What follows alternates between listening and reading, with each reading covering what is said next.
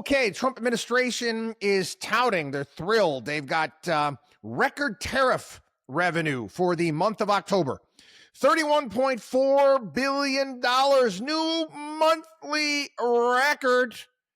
Yeah, surpassing all prior monthly readings and marking the strongest single-month tariff haul since the modern reporting era began.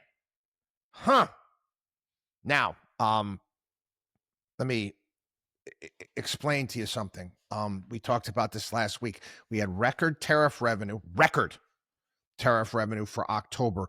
We also had a massive deficit in the month of October.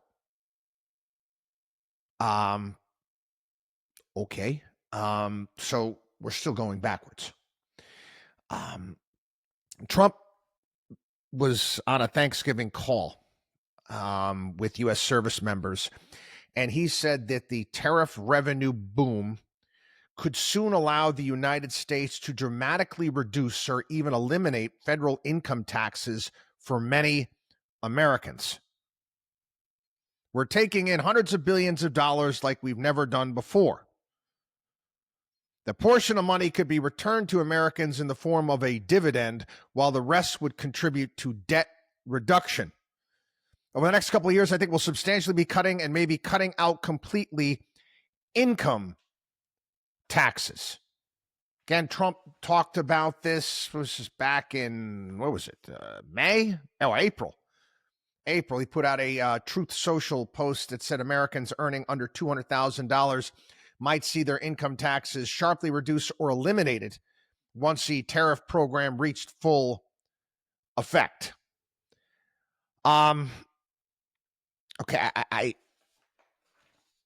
want, because again, you had a lot of the Trump, MAGA influencers, the sycophants online tout this. Why are more people talking about this? This could be huge.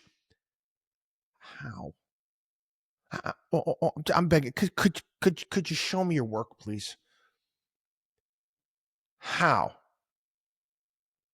Explain to me the math on this. Explain it to me. Let's just, for argument's sake, let's say tariff revenue goes to $100 billion a month. That's $1.2 trillion a year.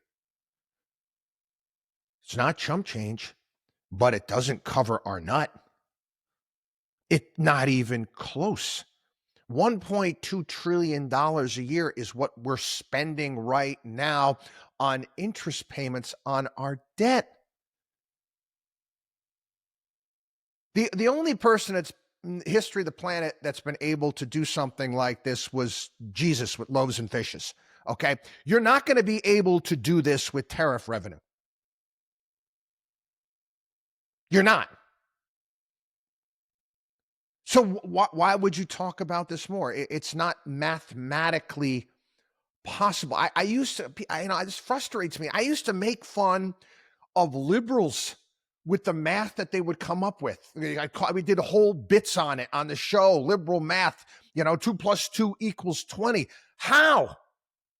How could you possibly eliminate the income tax with tariff revenue? What are you planning on charging? Because they can't be at the numbers that you have right now. But again, we live in this world. This world. I guess if you say things enough, you keep repeating the same thing again and again and again, people just, they believe it. It's funny. Buck Sexton is talk radio show host, if I'm not mistaken. He's got a new book coming out. I was reading a little excerpt from it, had it sent over to me, and he described it like this. It's like if you're living in the eastern part of the state of Colorado, where the Rocky Mountains out there, and you just start basically telling people Rocky Mountains don't exist. Rocky Mountains don't exist. Rocky Mountains don't exist. Right. And they just don't. And people, okay, that's it. Rocky Mountains don't exist. Then you just start driving. Somebody one day they start driving west and they see the Rocky Mountains. And rather than being upset that they've been lied to, they're actually upset that the Rocky Mountains are actually there because they're in their way. I talk about this all the time, with crafting narratives, which happens, with the media does it, politicians do it, all this stuff. You have to live in the real world here, people. When you repeat something or you say something that is just patently absurd, replacing the income tax, and people say, well, the country ran for, before the income tax was completely run on tariff revenue. You're going to compare the United States of America, okay, pre-income tax. We were not an empire power like we are now, okay? We didn't start taking that mantle over until post-World War I, okay?